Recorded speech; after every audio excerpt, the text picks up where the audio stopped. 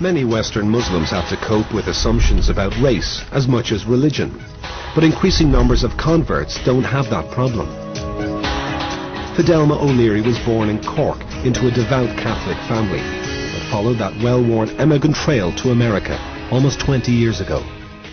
I grew up in a household that prayed the Angelus when the church bells rang, prayed the rosary as a family together almost every evening.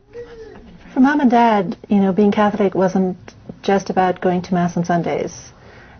Being Catholic was something that happened every day. That's why I think for me, being Muslim and praying 5 times a day, it's easy.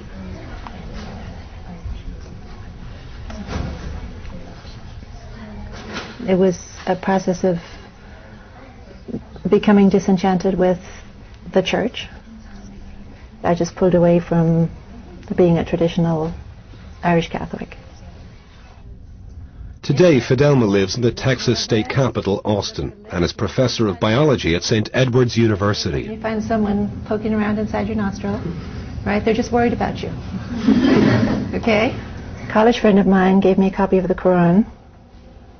I was pretty darn excited to know that there was actually a religion that was what I believed.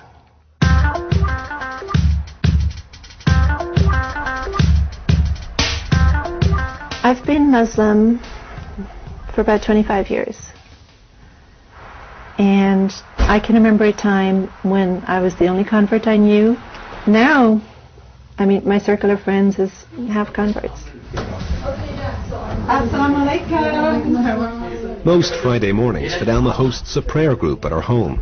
And among the faithful are 2 other Irish converts, Eileen and Michelle. Hey, we're 3 lovely lassies from Erin. And I am the best of them all. The world is becoming quite secular. And I think that's okay for a while, but then people look for meaning and they look for significance. Jesus said, I am indeed a servant of Allah. He has given me revelation and made me a prophet. It's a very simple message. At the end of the day, it's a very simple message. There's God. Worship God.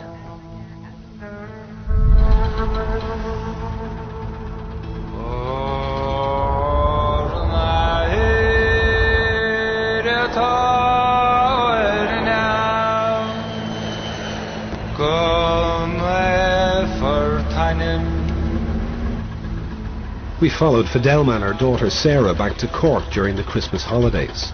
The journey would deliver an intimate encounter between a modern Muslim and Catholic tradition.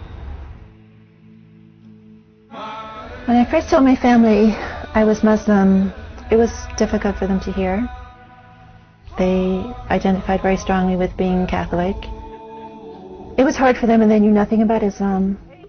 You talk about misrepresentations of Islam now, well, go back to Ireland in the 70s and it was more harshly misrepresented.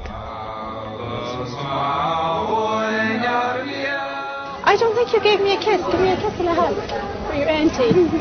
What's your favorite auntie?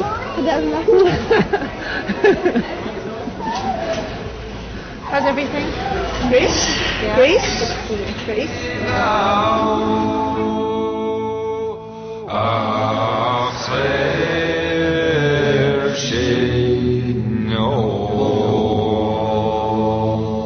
This is the small little part of Cork City that I grew up in as a child.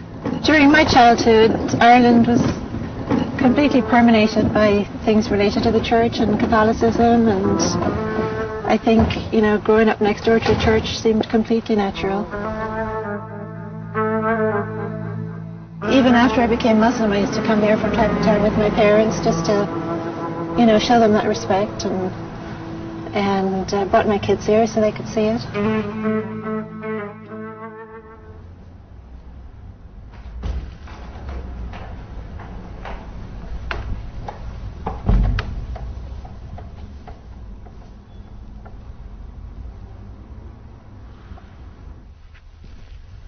I'm kind of shocked at myself to remember that I used to go and kneel in front of these statues and pray to them. And the thought of kneeling at a statue of some virtuous person who passed away and praying to that person is ludicrous to me.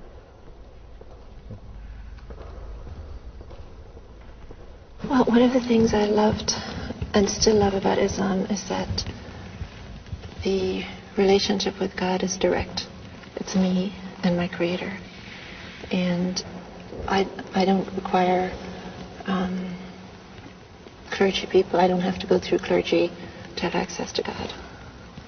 So I can learn from scholars, but my access to God, my worship is direct. I stand before God and I worship, and I ask for help and I ask for guidance, and it's a very direct connection. And that means an awful lot to me.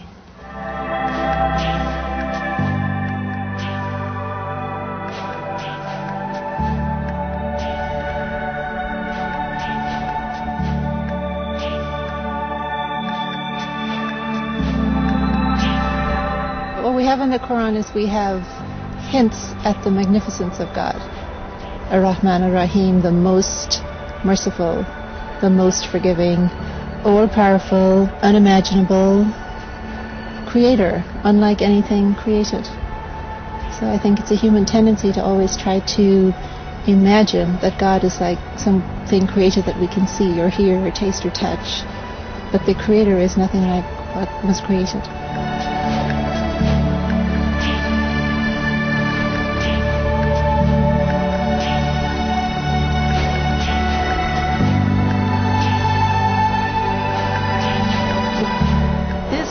God's creation.